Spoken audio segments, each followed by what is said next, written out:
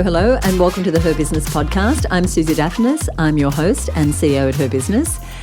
And one of the things I see again and again when women business owners join our community is that they have created different offers. They have products and services that they make available, they've established, but sometimes one offer is disjointed from the other. Their product suite doesn't always work well together, or service suite.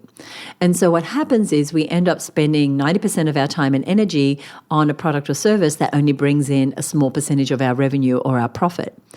And what can happen is I see women bring in leads to their low-cost offer, but then they don't have a way to take that client over to their larger, higher-cost offers. So whether you have a service business or a product business, having a cohesive product-service mix, a profitable product and service mix, as we like to say inside of HerBusiness, is so important. So today I'm speaking with an incredible guest who has created an offer suite that actually works together very naturally, as you'll hear. And you'll see what happens when that cohesion is present in your business. Bringing in leads gets easier. Converting them becomes far more natural because there's a clear path that you have already predetermined for your clients to follow. And keeping clients becomes a no-brainer because they're able to jump from one marketing mountain to the next and grow with you. Now, I need to explain what a marketing mountain is. Now, you have likely heard the term a marketing funnel, the idea that you bring leads into the top of a funnel. You know what a funnel is. And magically, some will filter through your sales system, through that funnel, and buy from you. Now, at HerBusiness, we have adopted a different way of talking about how people come into our world and then buy from us. And it's language that was coined by Michelle Falzon, who's the co-host of the Content Sales Podcast. And she describes the journey of getting someone who doesn't know us, who comes into our world to actually buy from us, like the process of having someone start at the bottom of a mountain and climb to the top. And our job as marketers is to make it compelling for people to take the next step with us.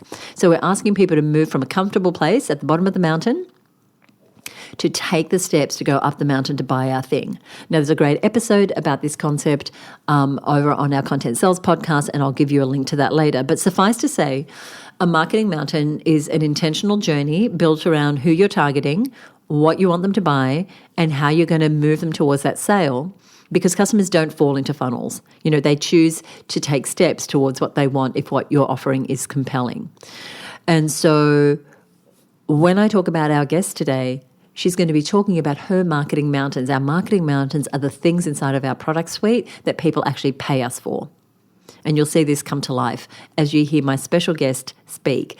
Now, I have had the great pleasure of working closely with her for a number of years now, watching her blaze new trails in her industry, and she's got so much gold for you today.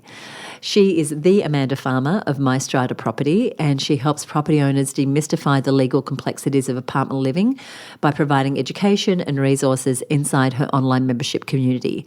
And she has forged many new paths in the legal field, and she's an inspiration to so many others inside the HerBusiness network. So let's welcome Amanda to the show. Hey, Amanda, welcome to the show. Hi, Susie. It's great to be here. I am so excited because I always love speaking with you, and you have been part of HerBusiness for many years now, and you've participated in so many ways in the network, including our retreats, our mastermind, in all the ways that I can get time with Amanda. It's always a good day. For those who don't know the Amanda Farmer, as we like to refer to you as, could you tell us who you are, what you do, who you do it for? Absolutely. I am a lawyer who helps property owners to demystify the legal complexities of apartment living. So everything that goes on inside apartment buildings right across the country, and actually have a couple of international members these days, which is exciting. So good. I do all of this inside an online membership community, which is called Your Strata Property. So good. And for those listening, you might notice that Amanda's business model is perhaps a little different to other lawyers. And so you are in for a treat because today's a little bit of a masterclass, a bit of a case study on sales and marketing in a profession where there isn't a whole lot of sales and marketing being done, except for perhaps billboards that you see at the train station or whatever it is.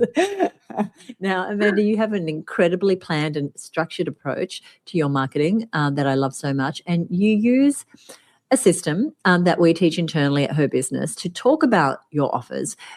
It's something that was initiated by Michelle Falzon. It's called the Marketing Mountains, which I explained at the top of the show, but simply put, there's specific offers that you generate revenue from. So could you talk us through, firstly, your marketing mountains? These are the ways that you bring in revenue, and how you think about structuring your campaigns and focus over a 12-month period.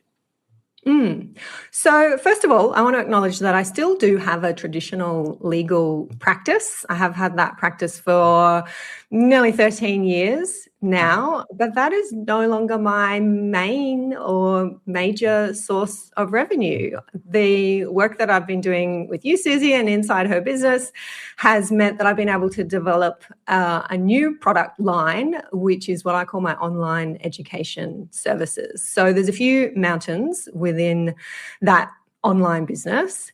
I have a membership, so an online membership community for apartment owners and also for apartment managers, so strata managers or body corporate managers. So 2 levels of membership there, an owner membership and what we call our pro membership for those professionals.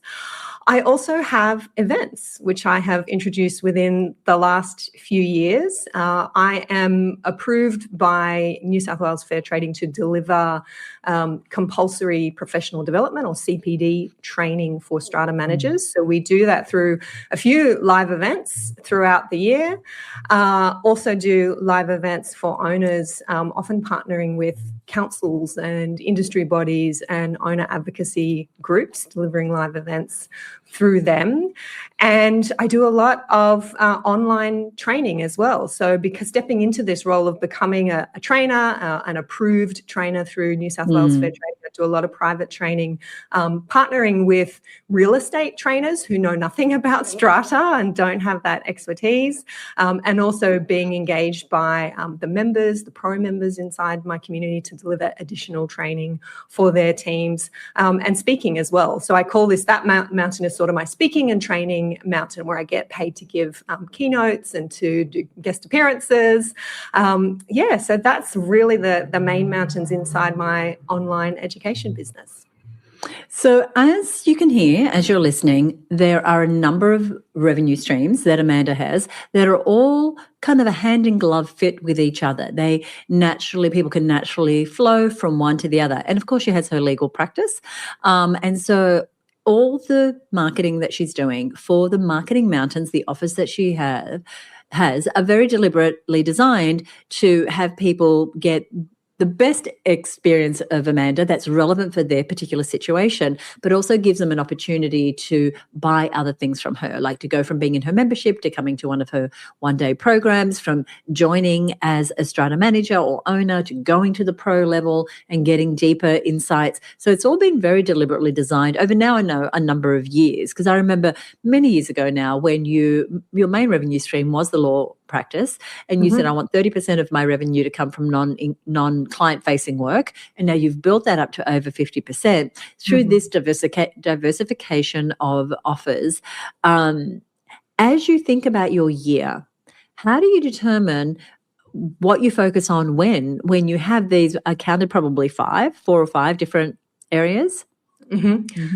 Yeah, so my main focus is always membership, because membership is the most leverageable product that I have. It is the most profitable product that I have. And what I see is that those who come in through the membership, whether at an owner level or a strata manager pro level, as you've just said, Susie, they then filter through to buy other products. And yeah, sometimes that's legal services, which is great, because I really don't have to market my legal practice. They just naturally look to me if they actually need a lawyer, but also the events and the additional training that they're also able to purchase. So the focus is membership. At the start of the year, I'm putting into my calendar what is essentially just 2 main membership launches. And my membership is open, always open throughout the year. I don't, at the moment, have a closed membership model. So you can land on my website, you can buy membership anytime.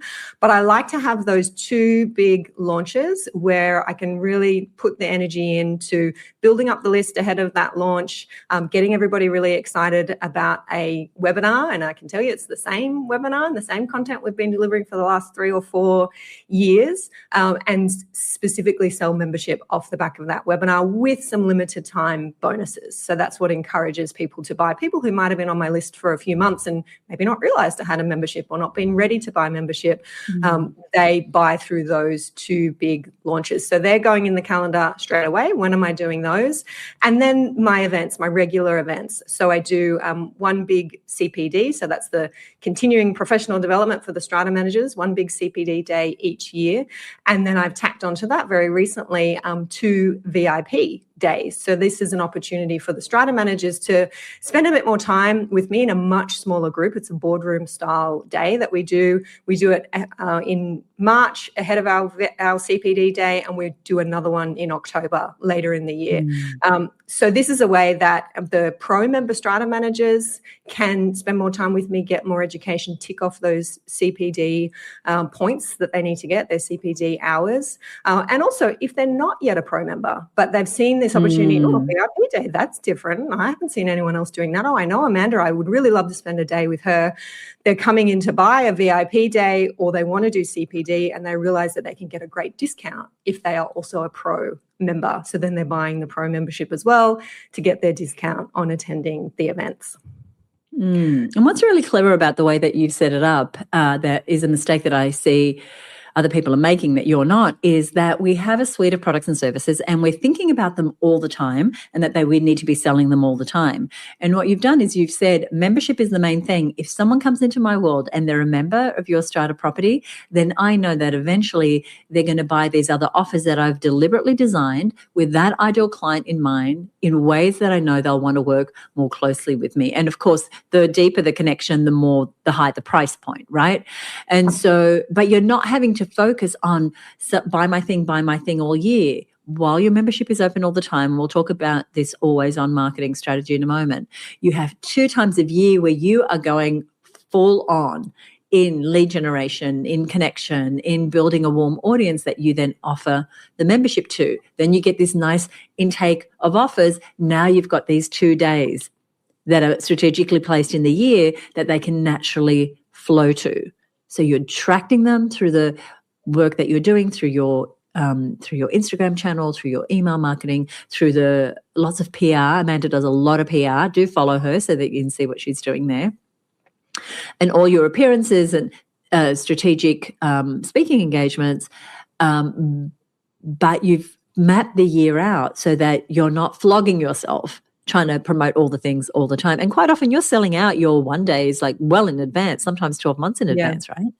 Yeah, so we had our first one day with Strata managers 2 years ago. So we're about to move into our 3rd year. And, you know, I always say that was the hardest one to sell because that was the first one. It was something new. It was a new audience. They didn't quite know what to expect. But we almost sold out that first one. And then the second one, at least half it was of the people who attended the first time immediately bought a ticket to next year's event. So we were 50% sold the week after the event was 50% sold for next year. And that pattern is then repeated for the 3rd year. So that it means that I'm not having to spend a lot of time marketing that event. That event is selling itself year after year. Obviously, we put the effort then into producing an amazing event that that people who attend want to come back to again and again. And that's, again, very strategically, very smart because, you know, they're there, they're in the environment, they're loving it, they've met new people, they've gotten results, and you present them with the next date, the next year at a special price, they're locked in, your marketing is reduced, you're leveraging your efforts, then you've got the few places to fill. Very, very exciting.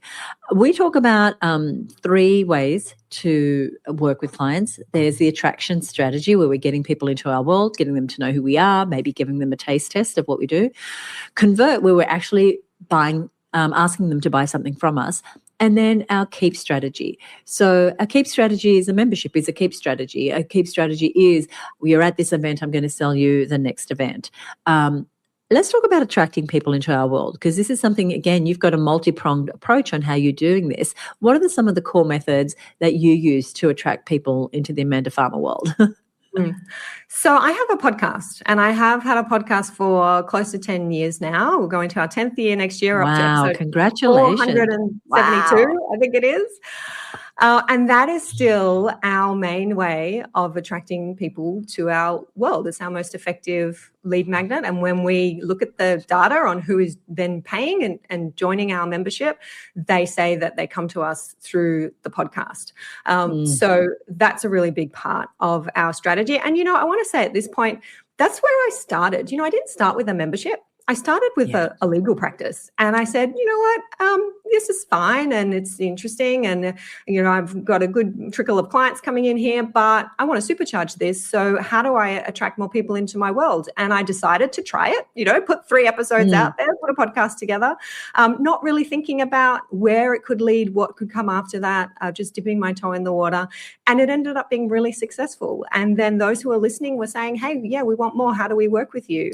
And of course, I only had so much capacity in my legal practice. So then I started to think about this, online delivery of resources. And I think we then added, you could go to my website and buy templates. And then I thought, well, maybe we could add a forum onto that where you can ask me questions, and voila, we had a membership. So, if anyone's thinking, Amanda had it all worked out 10 years ago when she kicked all this off. No, that is not the case. I just took that first step, which is often the hardest, take that first step, do something different, and you never know where it might lead. So that's, after all those years, the podcast still going strong. We do have a very active Facebook page. So we have a public Facebook page. I am regularly live on that page. So at least every 2 weeks, we do a regular Friday live where I do an hour-long chat. We have a topic. I run through a court case that's exciting for people, new legislation. That is where our people play. So the people who are going to buy our membership, we know that they are there on Facebook. And so we run ads as well. We have ads running all the time. These are ads that have free downloads attached to them. This year, actually, we had a new download, which was a special report talking about some new committee training that's going to happen in New South Wales. And we've been running ads pointing to that for about 9 months now. And our stats are, we've got at least 2,000 downloads, opt-ins from that Fantastic. ad. Just from that report. It hasn't got old yet. Sometimes we worry that, our content gets old for people, but it really doesn't. There's a lot of new people out there seeing that for the first time. So I would say the podcast, the Facebook ads, we're obviously emailing our database each week with the podcast episode, and also emailing them to invite them to the Facebook page and to tune into those Friday lives. So we are very present in the inboxes of our ideal people.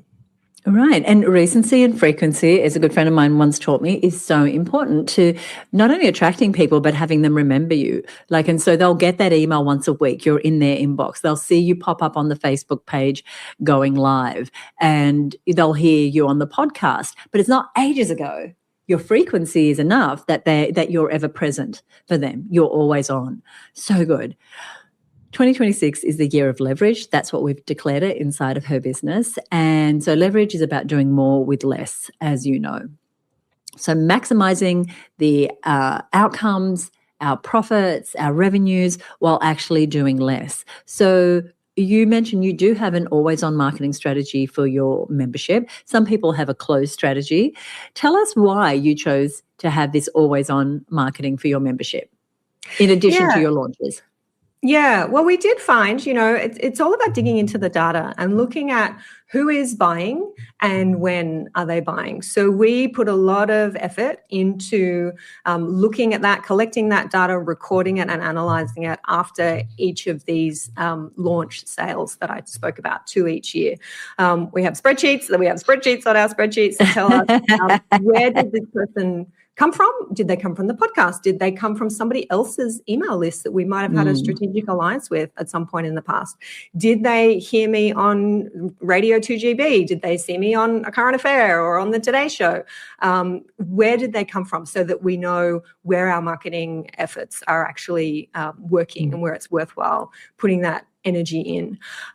So we focus on that, and we know in collecting that data that our members, the people who buy, are usually on our list for a few months, 2 or 3 months. It's not a really long time. So what that tells me is that when people come looking for the service that I provide or start consuming my education, they need help, and they need help now. And that makes sense to me, having, working with strata property owners every day. They have a particular problem that's come up. They're having an argument with their neighbor. They want to get their renovation approved. They need a particular template so that they're able to have their new kitchen, and they want that now. So they want to get inside the membership to get that help. I've certainly tried the closed membership model, and that worked well for a period of time. We decided to trial the open membership model, and that's just something that feels like a better fit for us in the way that we work as a team, and also for our customers. So, if you're not sure, give it a try. And it also helps me, as you said, Susie, I do a lot of PR, do a lot of speaking, education, online and face-to-face. And I like to be able to send people somewhere to buy something from me at the end of that session. Sometimes I get paid to speak, and whoever I'm speaking for says, yeah, sure, Amanda, direct our audience to your membership, not a problem. So that's great to have somewhere to be able to send them that's open and available. I find that helpful. Yeah. And I think that mix is actually great. You have these big launch periods, but then you always have, like you said, somewhere to send someone so that they can hand you over money at any point. And more than that, though, is that you can solve the problem that they have right now without saying, well, you know what, I'll be open again in 6 months. Like at that point, they've moved on.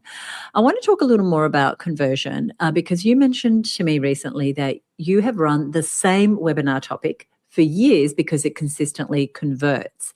How do you decide which marketing activities to double down on? Like, here's a webinar, it works, I don't have to reinvent the wheel, I'm just going to do it again and again. And which ones to stop doing? You mentioned stats. Is that it? Is there something else? Yeah. Well, stats are probably first and foremost. If that webinar that we've been running for the last few years, wasn't converting, then we would do something different. And, we have tried different things, different topics. Why? Because I get bored with me. I get bored with my stuff, and I think, oh God, surely no one wants to hear this webinar again. But hey, guess what? They do. They want to hear the one that's most helpful to them, even though I might think this is tired and boring. Of course, I'm not a robot. We don't deliver it the same way every time. There's always something new to add. And actually, I had one of our members who tuned into our last sales webinar who was in my inbox and said, Amanda, you know what? I was on your webinar last week, and I have watched this webinar before, but this time it really clicked for me. And I just said, oh, thank you so much for telling me that, because we do have that little voice in our head that just says, oh, I'm always going out with the same old. Yeah. But it works. It works. And that is that particular topic that I'm thinking of. That is our highest converting webinar. And we know that from looking at our stats. And it's also, what is it that I like to do? Do I like to go and have coffee chats with people? Do I like to go and, do a free, spend an hour or two at an event speaking for free and, maybe not necessarily get to offer my membership? No, I don't really like doing those things. I like being online. I like the freedom that online gives me. I like the leverage and the ability to repurpose content that online gives me. I've been doing webinars since 2018 when Susie, you first challenged me. Amanda, I think you'd be great doing webinars. Felt very scary at the time. And really, I've never looked back. That's what I enjoy doing. So I think, if you're the kind of person who doesn't like that, doesn't like being in the spotlight maybe, or doesn't like doing webinars, it might not be for you. I think it's really hard to keep showing up and doing something you don't enjoy, but it happens that I enjoy it. And yes, that works for us from the conversion perspective. And you mentioned leverage, that magic word. And so same webinar, different audience, sometimes same audience, hear it differently, the same. And so often we think that we need more content than we need. But if we've got something and it's working, it could be that there aren't enough eyeballs seeing it. So someone might have missed it this time. It was at a time of day where, the child was sick or, they were on a trip or whatever. But rather than inventing something new, what you're doing is you're saying, I know this works. I know the numbers stack up, right? You're tracking your numbers. And so I'm going to do it again for a different audience. And you've done different topics that you've been paid to present that topic. Then you've done it to your own audience. Then it might turn into some other piece of content. That is leverage. That is doing more with less. We talked about the fact that you have these launch windows, these 2 times a year. What are the key elements of the campaigns that have worked really well for you in your marketing? And it can be launches or not, but things that maybe some people miss, and maybe rinse and repeat is one of them. But is there anything that you would say to those listening who might be struggling with having their marketing convert, that your high converting campaigns have had like as a through line? Yes. Preparation and giving yourself enough time on that runway, which is what you teach, Susie, making sure that you have that runway ahead of the big day, whether it's an event that you're hosting, whether it's a webinar, whether it's a speaking gig, and understanding all of the things that you just said. This is about having the time to attract new people into my world who haven't seen this webinar before. That means I need time. That means I need to work back a couple of months before webinar day and work out what is it that I'm going to do? What's the new lead magnet that I'm going to put out there using Facebook ads and to my email list, and that when I'm doing radio interviews, I'm going to say, oh, by the way, I've got a free ebook. Would you like to download that? That's how I'm attracting these new people into my world. What are the couple of podcast episodes where, if I know my webinar topic is about representing yourself in the tribunal, how do you represent yourself without having to pay thousands of dollars to a lawyer? I might have a couple of podcast episodes where I start talking about tribunal litigation and how complex it is and how might you save, what are the 10 ways to save money on lawyers? I'm seeding all of these ideas so that when that invitation to the webinar drops, the people on my list who've been there for a month or so now go, oh my God, that's exactly the thing that I want. I've been wondering how to do that. And now I get to go to this webinar where for free, she's going to teach me how to do that. And then of course on the webinar, we share how you can get even more when you join the membership. So, I know this because I've been doing it for many years and I've made the mistake of going, oh, I've done 25 webinars. I know how to do this. I can sell these memberships and reach my goal with a couple of weeks preparation. Doesn't work like that. Giving yourself enough time, having that runway is my big tip there. Yeah. And your runway, I know right now, because you were just at a planning day a couple of weeks ago, you've got the year mapped out. You know what the runway is for a one-day program versus your launch versus anything that's on your calendar. And so you've done the work now. This is, again, leverage. Planning is a way to leverage that you look out on your calendar, you put things in place, you make sure that one will lead to the other and be a natural sales flow. And then you work backwards so that there is enough white space for you to rethink, do I need to do that slide deck? Do I need to redo my ads? Do I need one more strategic alliance? Do those emails all need rewriting? Or is there an opportunity, like you talked about the report, you want to have enough space and be so planned out that you can be opportunistic when something changes in your industry or there's something newsworthy where you can create a new something that's topical that gets you a couple thousand leads, like you just said. You can only act on that when you've done the work of leveraging yourself in the first place by really thinking about how am I going to attract, how am I going to convert. You have a membership model, you have clients that come back to you again and again. So I want to talk about keeping your clients. You have fantastic membership retention rates. People continue to get value from you, and so they come back month after month, year after year. Are there any engagement strategies or deliverables that you believe contribute to that? Yeah, so when you are a member inside my community, whether you're an owner or you're a pro member, part of the benefit is the opportunity to get exclusive access to me. Through my legal practice, sure, you can engage me as your lawyer and get access to me, but, my hourly rate is getting close to $1,000 an hour now in the legal practice, and it's a 3-month wait to be able to engage me as your lawyer. There's only a certain type of person who is able to wait and able to pay for that. But inside the membership right now for $97 a month, you can join. You can watch me on videos and watch my webinar trainings, but you can also book in a 60-minute one-on-one call with me. We record that call. It goes inside the membership so that others can learn and watch, and we make that really, really clear. So that works in two ways for us. People go, oh my God, I can get this $1,000 an hour lawyer for $97 a month, and I get all the other resources inside the membership. And I can watch all of her other calls that she's had with members one-on-one in this really intimate environment, solving their particular problem. So we really lean hard on that. You're getting access to someone who knows what they're doing. This is a lawyer who's been practicing in the space for a long time, and it's a fraction of the cost that you would otherwise be paying to engage this person. Something else that works really well for us is we do regularly increase our membership prices. But the price you come in at as a member is the price that you will always pay. We never increase our prices for our existing members. So we have some members on $20 a month because that's where I started with this membership, and our new members are coming in at $97. It's a really, really strong retention strategy because we make it very, very clear that you will always have that rate for the life of your membership. And if we do have members who come and say, oh, look, I sold a property and I don't know if I'm going to be buying again, I'm not sure. And we say, okay, no problem. That's fine. If you do want to cancel, not a problem.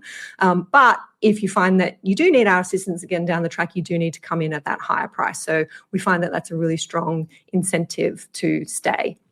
And, when we have retainer clients or we have a membership, any sort of recurring revenue, retention is something we want to be putting our attention on and always making sure that we have things that keep people in there, that have them stick, like, well, your price will go up, or you lose access to this ability to ask questions of an expert like you at not $1,000 an hour.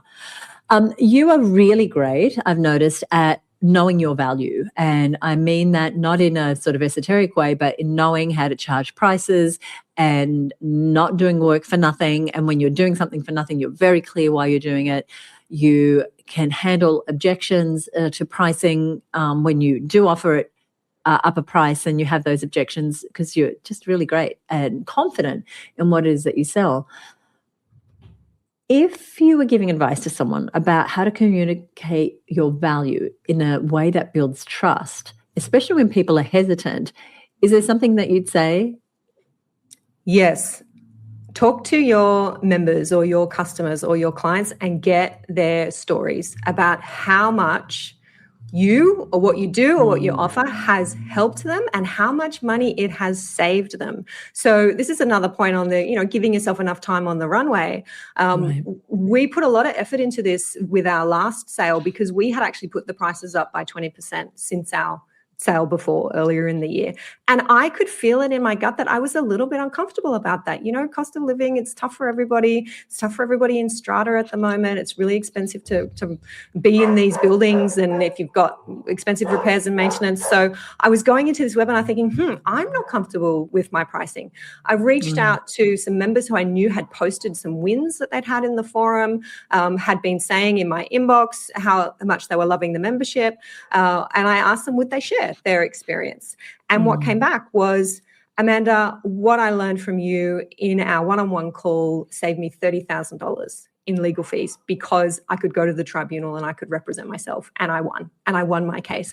That not only gave me the confidence, and more stories like that gave me the confidence that okay, this is good value. This is good value for money here. I'm really comfortable with this pricing. But I then, of course, shared those stories with the permission of those members on the webinar and directly addressed that pricing objection. And I remember on our last webinar, I said, look, I know $97 a month can feel like a lot right now. But let me tell you about Sarah, who recently won her case in the tribunal. She sent me this note, and here's the note. It says, I saved $30,000. This is legal disputes. They don't cost $97 a month. They cost hundreds of thousands of dollars. And that's what you're saving here in the membership. And, I've felt very aligned in saying that, but I put the time in to think about it, to not ignore it and not think, that's uncomfortable. I don't want to think about that. I don't want to talk about that. And I do think that helped. We had a really successful sale. It does. And most of us, we bring incredible value to our clients, and the cost to that client of not working with you is something that can be measured in dollars. And so you do want to dig in and find out what that is. Like Amanda suggested, sometimes the cost is, if they don't work with you, a failed relationship, bad health. Like, you want to get clear on what that cost is that people are willing to pay a price for, because whether it's $97 a month or you sell $10,000 services or whatever it is, people will pay the money if they can see the value in the transformation that they're going to have. So someone having the confidence to turn up in court and back themselves and save themselves $30,000, it's a no-brainer to pay Amanda $97 a month. So good. I'm going to ask about leverage again, because it is our theme for the year. As you look at your new year, and I know you're very well planned for the year, what are some of the areas that you think that you might be embracing this idea of, like, how do I leverage myself more in my business in 2026? Yeah, well, this might be a little counterintuitive, or people may not think this way, but team is a really big topic on the list. It's actually the very top of our list for 2026. Both making sure that those who are on our team are the right people and growing the team. So we're looking to bring on at least one, maybe more if I'm really brave, to new team members into our team, which we haven't done for a little while. And I've been very comfortable with the team that we've got. But we've got some big plans. We've got some big plans to grow. We've got some awesome opportunities coming up. And I am only one person and can't do it all. That is not the leveraged way. So team is a way to leverage. And I think for us, where we've leveraged everything else, we've leveraged the products and the services and the systems, and we're using the tech as best we can, where we want to take that next big step. It's time to grow the team. So that's on my list for 2026. And you're absolutely right. When it comes to leverage as a business owner, as a CEO, team is really, I think, the number one thing, because we can leverage through systems, we can leverage through AI and technology. They're all also ways to leverage. We can leverage through our marketing and the way that we develop our marketing campaigns, but people is your ultimate leverage as a CEO, to have the sovereignty, the altitude in your business that you need to keep working on the higher level things. That's going to take team. And it can be really nail biting. It's like, I've got to pay that person salary and, whatever. But you have big plans, and others listening here may have big plans. And it's hard to roll those plans out when you are one person with a capacity on the number of hours and headspace and capacity and skill as well, right? We want to have people around us. One of my mentors used to say, you never want to be the smartest person in the room, because we can't be the smartest person about everything or love everything. We want to keep doing the things that matter most to our business and bring on people. So I'm very excited to see how that team develops. And of course, as I've already spoken with you about, I'm here to support you as you navigate those changes. The tagline for this show, Amanda, is your business, your rules. Building a business that works for you. And it's such a fitting title for an entrepreneur like you, who really does play by her own rules. When we look at your business model, it doesn't look like a lot of other people in your industry. But what does this idea of your business, your rules mean to you? And how does it inform how you run your business? Well, to me, it means freedom, having the freedom to live my day to day and experience my day to day the way that I want to. And I've learned to be really in tune with that. And, I don't always get it right. I try to look back on my day and think, all right, did I enjoy that day? And if the answer is no, as it sometimes is for some of us, I try to unpack what it was about the day that I really didn't like. And usually it's that it was scheduled to the nth degree, that I didn't get time to do my exercise, that I was still I had to come back to the desk after dinner, that I was in meeting after meeting after meeting that wasn't my choice. It comes down to whether or not I had the freedom to choose in my day. And a good example was just this morning, actually. I was at the local library because I'm stocking up on my novels as we're going ahead into a break shortly. And I read so many that I'm just, avid library goer. And I was browsing through the shelves, and I thought, it's 9:30 on a Wednesday morning, and I'm here at the library just taking my time, just looking at the catalogue and picking. I thought, today's a good day. Today's a good day. And this is why I do what I do. This is my business. These are my rules, and this is where it leads. I've got the time to do this. So, I encourage anybody to tune into that, to notice the days where I'm so stressed and I'm this and I'm that and I'm running. And it's not necessarily because of the work that you're doing or your business as a whole. It may just be some of those ways that you've structured things. You've said yes to too much. Maybe you don't have the right team members.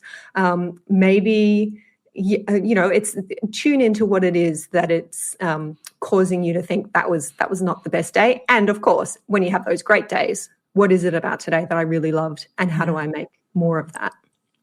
Yeah, and this is a perfect time of year as this episode goes to air to say, well, what am I going to continue to say yes to? What am I going to continue to say no to? Because as Amanda very wisely said, it's like, it's your business. You get to design it. What does a day look like? And I love that, what you said there about just reflecting. I really enjoyed today. So what happened today that really lit me up versus a day where you're like, you get to the day and it's like, Give me a bottle of something. Yeah, that's the danger, isn't it? Yeah, Like, we don't what want to happened today? Like, what happened? What did I allow? What boundaries of my own did I break? What environments did I put myself in that weren't healthy or supportive? Thank you so much. I've really enjoyed this conversation. Is there anything you would like to leave us with? I always love chatting with you, Susie, and sharing with the Her Business community, because you and this community have given me so much. As you said, I've been around now for a long time. For a while. Yes, that's right. And it's life-changing. It's life-changing. What you're doing, what you're teaching, what you allow people to do and to be and to grow. I will never forget being in a conversation with you, Susie, and I said, I don't think I want to do this legal practice stuff, and I've got to hire all these lawyers, and I've got to do that traditional legal practice, and I just don't want to do it that way. And you said, you don't have to. You don't have to. I hereby give you permission. Here is your permission slip. You don't have to do it that way. You can do it any way you like. So I'm thrilled that now you have a podcast, Your Business, Your Rules. It's fantastic. And I just want to say thank you.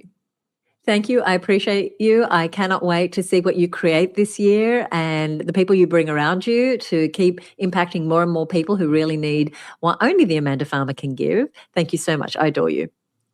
Thanks, Susie. It makes me so incredibly happy to have watched Amanda's journey over these years. She's someone who saw an opportunity in her industry. She thought to think bigger. She saw a problem people had. She decided to embody the solution for them. And from that, she's been able to grow and expand and create new offers that help people even more. And maybe you're somewhere at the beginning of that journey trying to create a few core services that will give your people a solution. Maybe you're in the middle and you're in the process of making sure that your marketing mountains are connected and people naturally flow from one to the other. Or maybe you're where Amanda is right now, where you have a smooth system for people to come into your world. For her, it was listening to the podcast or coming to a webinar, buy, and then stick around for the long haul. So wherever you are, I want you to take a look at your product or service suite right now, and you can even write down what they are on a piece of paper and look at how do these things connect. Is it natural for someone to buy this first and then move on to the other thing? I know with us, generally the Her Business community is where most women come into our world. And then from there, they go on to do our masterminds and our courses and our retreats and our mentoring. But the DNA of the woman who's going to do all the things inside of her business is the same. They're just usually at different stages in their business, and they need different levels of support at different times in their business journey. So decide, are you spending too much time and energy and money on a product or service that isn't really giving you your returns? Do you have way too many things in your product suite? Are you hanging on to something just because you think it's what people want without really diving into those numbers? I want you to have a look at that. And what I'm going to do in the show notes, I'm going to give you a link to a freebie that's going to allow you to map out your products and services and look at how are they going to get you your revenue and your profit goal in the next 12 months. I'm also running a webinar soon, and so I will put a link to where you can get information about that soon. It's our Profitable Business webinar where we actually take time to work together to work through your product suite.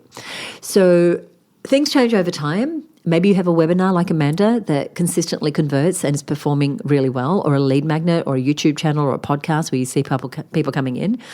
And maybe you notice some of these projects aren't giving you as much as they once did. So looking at your marketing mountains, so the things that you sell, the things in your product suite, analyzing your data, being able to adapt and change over time is what's going to keep your business sustainably growing, but also lets you adapt your business to fit you. Remember, this show is all about your business, your rules, as you've heard already a couple of times here. And I hope you enjoyed this conversation with Amanda. She's a gem in the Her Business Network. I cannot wait to see what she does in the future. And I've put all of her information down in the show notes in this episode. And if you want to join women like Amanda who are getting support and training and resources and accountability inside of her business, you can apply right now to join the Her Business Network. Simply head over to herbusinessnetwork.com. It's an application process, and you'll hear back from us within 72 hours if Her Business is a right fit for you and your goals for the year. And so I hope to see you on the inside soon. That's where the magic happens. Now, before we go, I want to highlight a recent comment from a listener. Her name is Katie, and she has a business called Brightpoint Research, which brings people and projects together in market research. Such an important part of understanding your clients and creating the right products and services is doing that research. And she's committed to delivering exceptional insights through the power of real people's opinions and experiences. And she left us a review actually on Spotify. And she said, love this podcast about systems. It was an episode we did about systems. I'm passionate about them, but not always great at implementing them. Thank you for sharing. I like the idea of starting a system for me. So in that episode, I talk about how it's all well and good to systemize your marketing and your team and all that, but you also want to have some systems that help you in your productivity. So I will put a link to that episode right inside of our show notes, which you will find at herbusiness.com/342. That's also where I'll put all of Amanda's details so that you can connect with her and watch what she's doing.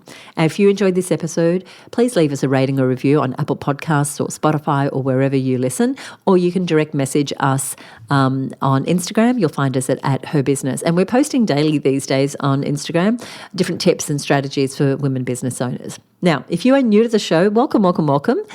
Please subscribe wherever you are listening and join us for the next episode for more inspiring stories, business tips, and lessons from successful female entrepreneurs. See you here next week, right here on the Her Business Podcast. Bye for now.